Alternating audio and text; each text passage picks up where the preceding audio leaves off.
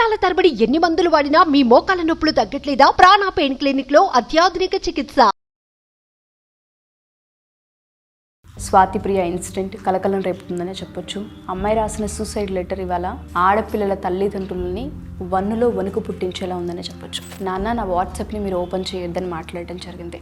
ఈ యాప్కి సంబంధించి ఓపెన్ చేయొద్దు అని మాట్లాడాల్సిన అవసరం ఎందుకు వచ్చింది అంటారు? అమ్మా, నాన్న, నన్ను క్షమించండి. మిమ్మల్ని వదిలి వెళ్తున్నందుకు చాలా బాధగా ఉంది. సూసైడ్ చేసుకోవాలంటే భయంగా ఉంది, అయినా తప్పట్లేదు. I miss you so much. అక్క తమ్ముడిని బాగా చూసుకోండి.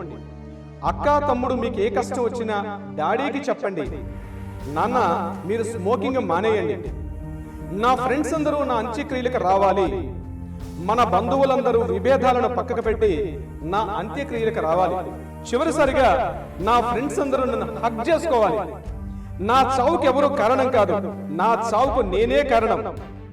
నా వాట్సాప్ కాల్ డీటెయిల్స్ దయచేసి చూడకండి. నన్ను చంపేటంత మీకు కోపం వచ్చినా సరే మీ ముందు నేను ఇక లేను. నా అవయవాలు ఎవరికైనా దానం చేయండి. ఇట్లు మీ స్వాతిప్రియ. ఆడపిల్లల తండ్రిగా ఎవరైతే ఉన్నారో ప్రతి ఒక్కరు గుర్తు పెట్టుకోండి. మీ అమ్మాయి ఫోన్ వాట్సాప్ ఓపెన్ చేసి చూడండి. ఈ స్వాతిప్రియతో ఈ రోజు ఇక్కడ ఫుల్ స్టాప్ కావాలి. నమస్తే ఠాగూర్ గారు. నమస్తే అండి ఉష గారు. బాసరా ఏరియాలో స్వాతిప్రియ ఇన్సిడెంట్ కలకలం రేపుతుందనే చెప్పొచ్చు. అమ్మాయి రాసిన సూసైడ్ లెటర్ ఇవాళ చాలామంది ఆడపిల్లల తల్లిదండ్రులని వన్నులో వణుకు పుట్టించేలా ఉందనే చెప్పొచ్చు. స్పెషల్లీ తను ఒక వర్డ్ యూస్ చేసింది, సార్, నాన్న, నా వాట్సాప్ని మీరు ఓపెన్ చేయొద్దని మాట్లాడటం జరిగింది. అందులో చాలా అర్థం ఉందేమో అని మనకు అనిపిస్తోంది. రీసెంట్గా మనం యాప్స్కి సంబంధించి చాలా వీడియోస్ చేస్తున్నాము. అసలు ఈ డెత్ని ఏ విధంగా చూడాలి? అమ్మాయి చనిపోయే ముందు ఈ యాప్కి సంబంధించి ఓపెన్ చేయొద్దు అని మాట్లాడాల్సిన అవసరం ఎందుకు వచ్చింది అంటారు? అనాలిసిస్ ఏంటి సార్ అసలు? అత్యంత దయనీయమైన దుర్ఘటనగా చెప్పుకోవచ్చు. ఈరోజు మనకి బాసర 888లో జరిగినటువంటి సంఘటన. ఈరోజు మార్నింగ్ టిఫిన్ చేస్తానని రమ్మనమని చెప్పి తనతో ఉన్నటువంటి ఇద్దరు రూమ్మేట్స్, మొత్తం ముగ్గురు కలిసి ఒక రూమ్లో ఉన్నారు. అందులో ఈ అమ్మాయి నేను టిఫిన్కి రాను, మీరు వెళ్ళిరండి అని చెప్పింది. మిగిలిన ఇద్దరు ఫ్రెండ్స్ కూడా టిఫిన్ చేయడానికి వెళ్ళారు.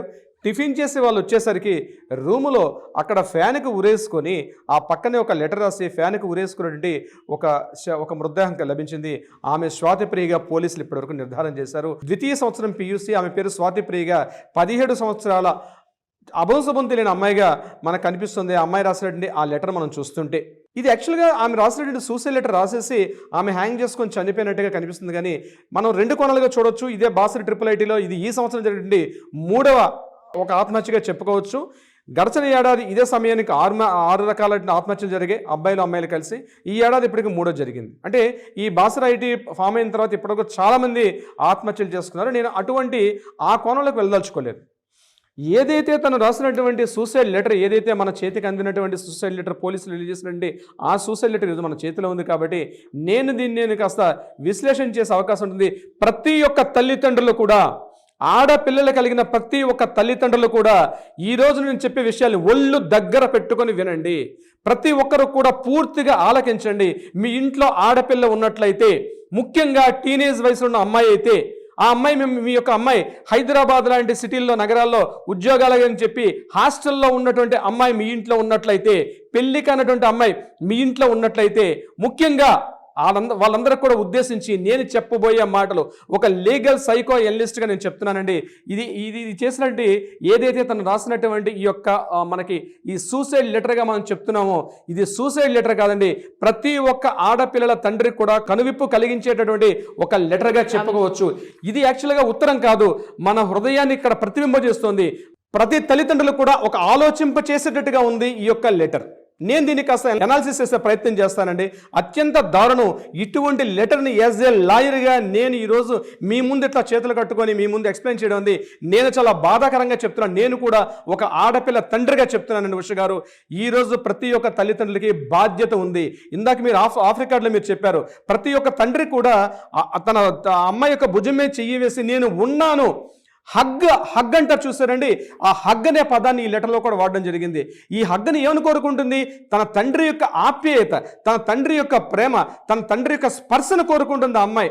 ఈరోజు ఎంతోమంది అమ్మాయిలు అది తెలియక వేరే అపరిచితుల వ్యక్తుల యొక్క హగ్గును కోరుకుంటున్నారు. నేను ఉన్నానన్న భరోసా ఎప్పుడైతే ఇంట్లో మనకి దొరకదో మూడో వ్యక్తి యొక్క హగ్గును కోరుకుంటుంది, మూడో వ్యక్తి యొక్క స్పర్శను కోరుకుంటుంది. అది స్పర్శ కాదు, అది కబంధ హస్తం అని తెలుసుకోలేకుండా ఈరోజు అమ్మాయిలు తమ జీవితాలను పూర్తిగా బుగ్గిపాలు చేసుకుంటారు, తమ జీవితాలను నాశనం చేసుకుంటారు. అటువంటి మీరు ఆపన్న హస్తం, నేను ఉన్నానని ఒక భరోసా ఒక ప్రతి తల్లి ప్రతి తండ్రి చేయాల్సినటువంటి ప్రతి అవసరం కూడా ఉంది. ఇటువంటివి ఇక్కడతో ఫుల్ స్టాప్ జరగాలి. ఇటువంటిది ఏ ఇంట్లో కూడా ఊహించుకోవడానికి కూడా కష్టం అండి. జరగడం మాట పక్కన పెట్టండి, ఇటువంటిది ఊహించుకోవడానికి కూడా అత్యంత కష్టమైనటువంటి ఒక లెటర్ ఈరోజు ఆమె రాసుకున్నటువంటి సూసైడ్ లెటర్. ఆ సూసైడ్ లెటర్ని నేను కొంత విశ్లేషించే ప్రయత్నం చేస్తాను. అమ్మా, నాన్న, నన్ను క్షమించండి. మిమ్మల్ని వదిలి వెళ్తున్నందుకు చాలా బాధగా ఉంది. సూసైడ్ చేసుకోవాలంటే భయంగా ఉంది, అయినా తప్పట్లేదు. I miss you so much. అక్క తమ్ముడిని బాగా చూసుకోండి. అక్క తమ్ముడు మీకు ఏ కష్టం వచ్చినా డాడీకి చెప్పండి. నాన్న, మీరు స్మోకింగ్ మానేయండి. నా ఫ్రెండ్స్ అందరూ నా అంత్యక్రియలకు రావాలి. మన బంధువులందరూ విభేదాలను పక్కకు పెట్టి నా అంత్యక్రియలకు రావాలి. చివరిసారిగా నా ఫ్రెండ్స్ అందరూ నన్ను హగ్ చేసుకోవాలి. నా చావుకు ఎవరూ కారణం కాదు, నా చావుకు నేనే కారణం. నా వాట్సాప్ కాల్ డీటెయిల్స్ దయచేసి చూడకండి. నన్ను చంపేటంత మీకు కోపం వచ్చినా సరే మీ ముందు నేను ఇక లేను. నా అవయవాలు ఎవరికైనా దానం చేయండి. ఇట్లు మీ స్వాతి ప్రియ. ఈ లెటర్ని మనం ఉషగారు 3 పార్ట్స్గా మనం చూడాలి. ఒక అమ్మాయి అప్పుడే టీనేజ్లో అడుగు పెడుతున్నటువంటి ముఖ్యంగా 17 ఏళ్ళ అమ్మాయి తన మానసిక సంఘర్షణ ఏదైతే అనుభవించిందో దీని 3 కోణాలుగా మనం చూడాల్సిన అవసరం ఈ లెటర్ని బట్టి మనకు అర్థమవుతుంది. 3 కోణాలు ఏంటి? ఒకటి, తన వ్యక్తిగత విషయం, తన కుటుంబ విషయం, తను ఏదైతే తన వ్యక్తిగత గోప్యత భద్రత అనుకుందో దానికి సంబంధించినటువంటి విషయం. తన వ్యక్తిగత విషయం చెప్పినట్లయితే, నాకు సూసైడ్ చేసుకోవాలనుకుంటే చాలా భయంగా ఉంది. భయం అనే పదం వాడుతుంది. అంటే అంటే ఆత్మహత్య చేసుకోవాలనుకోవడం అంత ఈజీ కాదండి. ఒక భయంగా ఉంది నాకు, అయినా తప్పట్లేదు. ఎందుకు తప్పట్లేదు? తల్లికి ఇంట్లో వాతావరణం, అక్కా తమ్ముని సరిగ్గా చూసుకోవట్లేదు. ఇంటి వాతావరణం సరైన వాతావరణం ఇంట్లో లేదు.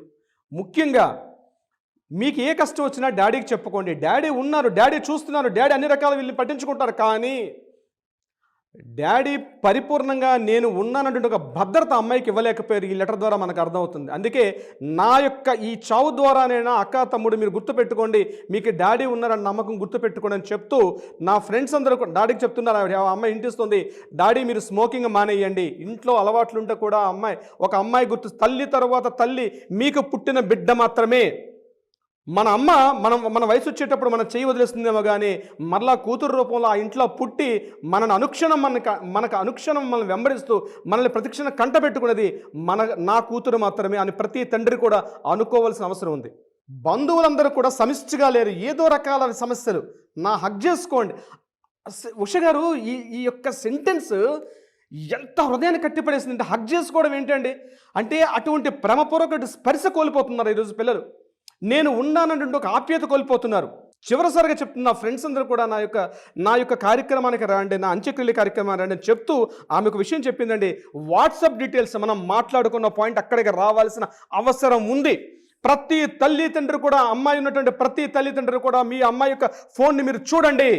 అమ్మాయి యొక్క ఫోన్ మీరు ఓపెన్ చేయండి. ఓపెన్ చేసి చూడండి ఎవరెవరితో మాట్లాడుతుంది, ఎందుకు మాట్లాడుతుంది, ఎవరి అపరిచిత వ్యక్తులతో మాట్లాడుతున్నారా, క్లాస్మేట్తో మాట్లాడుతున్నారా, ఇంటి పక్క వాళ్ళతో మాట్లాడుతున్నారా, బంధువులతో మాట్లాడుతున్నారా. ప్రతిరోజు మనకి పేపర్లో చూస్తుంటే, న్యూస్ చూస్తుంటే మన గుండెలు ద్రవించకపోతున్నాయి. ఇది వాట్సాప్ కాదండి, మన జీవితాలకు, ముఖ్యంగా ఈ ఆడపిల్లల జీవితాలకు వచ్చినటువంటి అది వాట్సాప్ కాదు, అది అత్యంత భయంకరటువంటి ఒక మారణాయుధంగా మారిపోయింది మనకి. అది వాట్సాప్ రూపంలో. ఆ వాట్సాప్లో ఏముంటుంది దయచేసి నాన్న చూడకండి. అంటే ఏముంది ఆ వాట్సాప్లో? పోలీసులు ఎంక్వైరీ చేస్తారు, ఇన్వెస్టిగేషన్ చేస్తారు, ఎవరెవరితో అది కాదండి. ఈరోజు మానసిక పోస్ట్ మార్టం చేసే వాళ్ళు లేరు, అంతర్ఘర్షణ చేసే పోస్ట్ మార్టం చేసే వాళ్ళు లేరు. ఆ అమ్మాయి ఎవరితో మాట్లాడింది వాళ్ళతో మాట్లాడతారు, ఇంటరాగేషన్ చేస్తారు, ఇన్వెస్టిగేషన్ చేస్తారు, వాళ్ళని తీసుకొచ్చి పోలీస్ స్టేషన్లో పెడతారు. అది కాదు, ఆమె యొక్క మానసిక పోస్ట్ మార్టం చేసే డాక్టర్లు ఎక్కడున్నారండి? ఈరోజు మానసికంగా చేసే డాక్టర్స్ లేరు. ఆమె యొక్క అంతర్ఘర్షణని అర్థం చేసుకునే వాళ్ళు లేకపోవడం వల్లే ఈరోజు ఇటువంటి ఒక దయనీయమైన స్థితిని మనం మాట్లాడుకోవాల్సిన అగత్యం మనకి ఈరోజు వచ్చిందండి. ఈ స్వాతి ప్రియతో ఈరోజు ఇక్కడ ఫుల్ స్టాప్ కావాలి. ఆడపిల్లల తండ్రిగా ఎవరైతే ఉన్నారో ప్రతి ఒక్కరు గుర్తుపెట్టుకోండి, మీ అమ్మాయి ఫోన్ని వాట్సాప్ ఓపెన్ చేసి చూడండి. మనం 100 ఎపిసోడ్ చేసామండి ఉష గారు. ఎవరు దయచేసి ప్రొఫైల్ పిక్స్ పెట్టకండి, మీరు అపరిచిత వ్యక్తులతో మీ పర్సనల్ డేటాల్స్ ఇవ్వకండి. ఎటువంటి విషయాలు కూడా మీ ఫ్యామిలీ డీటెయిల్స్, మీ పర్సనల్ డీటెయిల్స్ ఎవరు కూడా మీరు డిస్కషన్ చేయకండి, చెప్పకండి అన్నప్పుడు కూడా ఆడపిల్లలు ఈరోజు ఆగకుండా ఆ యొక్క వాట్సాప్ మాయలో పడి ఆ వాట్సాప్ నుండి ఒక చక్రబంధంలో మునిగిపోయి అష్టదిగ్బంధనంతో తమ జీవితాలను బుగ్గిపాలు చేసుకొని ఆ తెలియని ఒక మాయ వలలో పడిపోతుంది. ఒక మాయ, ఆ మాయ వలలో పడి తమ జీవితాలను పూర్తిగా నాశనం చేసుకుంటారు. దానికి నిదర్శనం ఈరోజు జరిగిన ఈ దుర్ఘటన, ఈ స్వాతి ప్రియ యొక్క సంఘటనతో జీవితానికి చిరమాంకం పాడాల్సిన అవసరం అయితే ఉంది. ప్రతి తల్లిదండ్రికి కనువిప్పు కావాలి. ఈ సంఘటన ప్రతి తల్లిదండ్రికి నేను చెప్తున్నాను, ప్రతి ఒక్కరు కూడా మీ పిల్లల వాట్సాప్లో ఓపెన్ చేసి చూడండి. మీకు తెలియని విషయాలు చాలా బయటకు వస్తాయి. అప్పటికి వాళ్ళ ఒంటి మీద చేయకండి, కొట్టకండి, తిట్టకండి. దగ్గరం తీసుకొని చేరదీసి మేమున్నాం ఇట్లాంటి చేయొద్దని చెప్పి కామా పెట్టండి. ఆ కామా పెట్టి దాన్ని అక్కడ ఫుల్ స్టాప్ పెట్టేసి కంప్లీట్గా మీరు యొక్క ఆమె జీవితం నుంచి ఆ వాట్సాప్ ఎవరైతే అపరిచిత వ్యక్తులతో మాట్లాడుతున్నారో దానికి చరమాంకం పాడండి. ఇటువంటి సంఘటనలు ఏ ఇంట్లో జరగకూడదని ఊహిద్దాం. ఇటువంటి మరలా పునరావృతం కాకూడదని ఊహిద్దాం ఉష గారు. సో ఎస్పెషల్లీ రవీంద్రనాథ్ గారు చెప్పినట్టుగా ప్రతి తల్లిదండ్రులు కూడా ఎస్పెషల్లీ ఆడపిల్లలు మొబైల్ వాడుతున్నారు అంటే ఏమేమి యాప్స్ యూస్ చేస్తున్నారు, ఏ కాంటాక్ట్స్ ఉంటూ ఉన్నాయి, వాళ్ళ స్టేటస్లు ఎందుకు పెడుతున్నారు, ఎలోన్గా ఉండే పెడుతూ ఉన్నారా, హ్యాపీనెస్వి ఉండే పెడుతూ ఉన్నారా, అసలు వాళ్ళు ఎక్కడికి వెళ్తున్నారు, వాళ్ళ క్యాంపస్ ఏంటి, క్యాంపస్లో ఫ్రెండ్స్ ఏంటి, హాస్టల్ సర్కిల్ ఏంటి, దయచేసి పిన్ టు పిన్ చెక్ చేయాల్సిన అవసరం ఇప్పుడున్న జనరేషన్కి అయితే చాలా ఎక్కువగా ఉంది. ఎందుకంటే ఏ విధంగానైనా సరే ప్రమాదం పొంచి ఉందని చెప్పడమే మా ఉద్దేశం. ఎందుకంటే వాట్సాప్కి సంబంధించి నేను రవీంద్రనాథ్ గారు కంటిన్యూగా వీడియోలు చేస్తూనే ఉన్నాము. దయచేసి ఇది ఒక సీరియస్ నోట్లా ముఖ్య గమనికలా తీసుకుంటారని ప్రతి పేరెంట్ భావిస్తూ ఉన్నాం. సో ఎక్కడున్నా స్వాతి ప్రియ ఆత్మకు శాంతి కలగాలనే కోరుకుందాం. ఇటువంటి ఇన్సిడెంట్ ఏ స్టూడెంట్కి, ఏ ఆడపిల్లకి రాకూడదనే కోరుకుందాం.